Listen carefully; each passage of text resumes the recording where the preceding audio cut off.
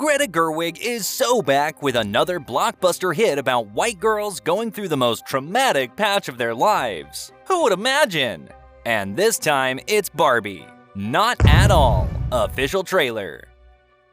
That's right, the decades-old child's favorite toy doll is now faced with real-world problems of every other girl, such as not being the most favorite everywhere, being appalled by men, having thoughts of death, having genitalia, wait, what? And the huge challenge of having to drink actual water? Let's talk about the cast and characters first, shall we? Margot Robbie as Barbie was probably the easiest decision anyone has ever made. I mean, just look at her. Of course, her incredible acting chops are on full display as well. But when they paused the movie in the middle to mention how it's impossible to make Margot look ugly, everyone collectively just said, yeah, we see Ryan Gosling in yet another role every young man can relate to. But not because he's a cool car-driving assassin, it's because he's stuck in the friend zone. Bummer. Also, isn't he a bit too old to be playing Ken? Well, at least he's getting a chance to step out of his dark and brooding roles and bring back that pretty smile from his last good movie.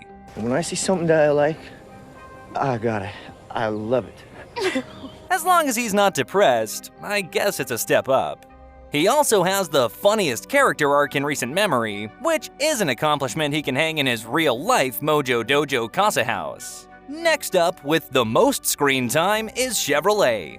Call this movie the bevy of Chevy, the way you're going to see more Chevrolets than Barbies. Barbie's journey to the real world could not have started without the classic Corvette C1. Since Escalades don't cut it, they had to get the Suburbans. Oh, and of course, the Blazer EV looks much prettier in blue after the shortage of pink paint due to this movie. Oh, and hey, Will Ferrell's back! Despite his efforts to ruin his first toy-based movie, the Lego movie still turned out fine. I guess he's back to redeem himself, and darn it, he got us this time. The Margot Robbie casting was so spot on that they had to get the discount Margot Robbie from the Sex Education series as well. And, we have Michael Cera doing precisely what Michael Cera does in every movie: be miserable. Prepare yourself to think you're in a constant deja vu, as the script keeps giving you limitless moments of Hi, Barbie! Hi, Barbie! Hi, Barbie. Hi, Barbie. Hi, Barbie. Hi, Barbie. Hi, Barbie! Hi, Barbie! Hi, Ken! Hi, Ken! Hi, Ken! The movie starts off with the launch of the stereotypical Barbie into the lives of little girls, who, upon her arrival, end up absolutely demolishing their unimpressive baby dolls in the true spirit of motherhood. Welcome to Barbie Land, where everything is plastically beautiful, just like Margot Robbie.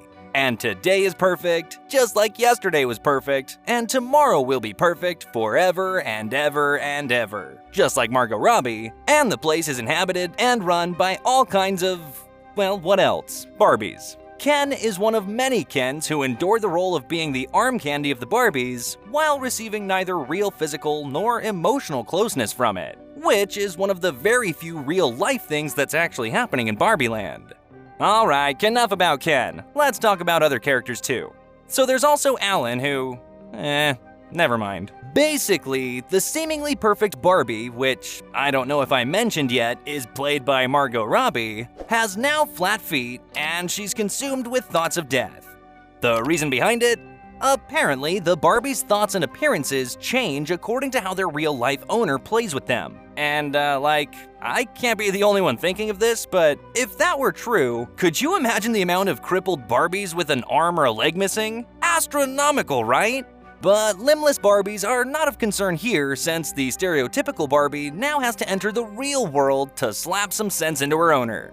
And if this movie is trying to be anything like Marvel, Barbie's endeavors should massacre the space-time continuum beyond repair. But we're traveling worlds in a baby pink Corvette C1, so everything should be fine. Welcome to the real world, where Barbie meets actual people, bullying, and butt slaps. While Ken discovers basic human decency and patriarchy too, which he seems to understand by reading this magnificent book.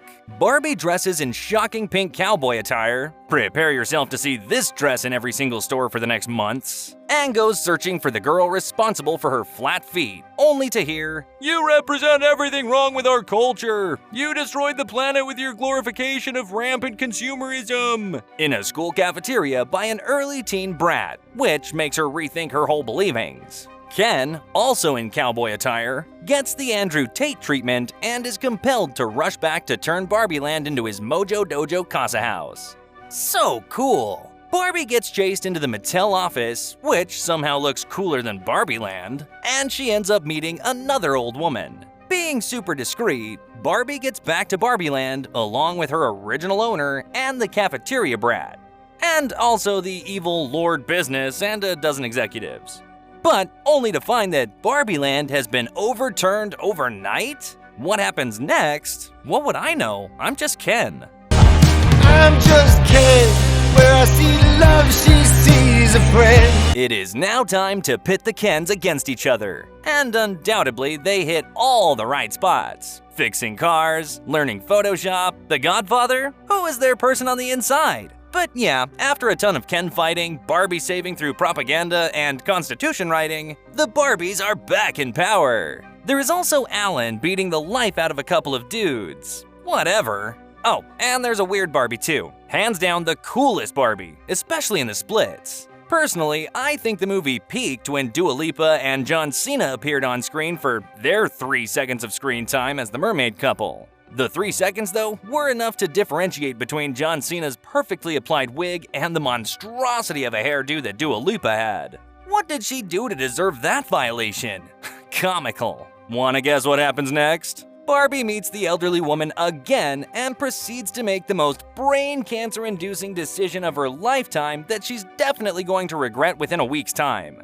Becoming human? Seriously? From being a Barbie girl in a Barbie world and having girls' night every night, to dealing with human problems, sickness, jobs, and bills? Wasn't this a Barbie movie? The movie ends with yet another shot of the stunning Chevy Blazer, but this time, Barbie is being taken to a gynecologist. Ah, yes, Barbie learning about the female anatomy.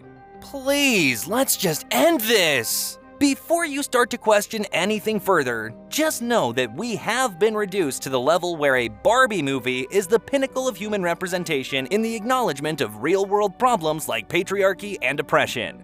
I have had enough of this. Special honors to Ken's abs. Seems like there was no closed shirts on the wardrobe. Scriptwriter. For making it so easy to remember the characters' names. Hi, Barbie. Hi, Barbie. Hi, Barbie. Hi, Barbie. Hi, Barbie. Hi, Barbie. Hi, Barbie. Hi, Barbie. Hi, Ken. Hi, Ken. I can. Sex Education Cast. For making the exact same characters as in their series. Choreography Director. This definitely looks cool, right? Thanks for watching. For more Not At All official trailers, please subscribe and share. See you next week. Thanks for watching.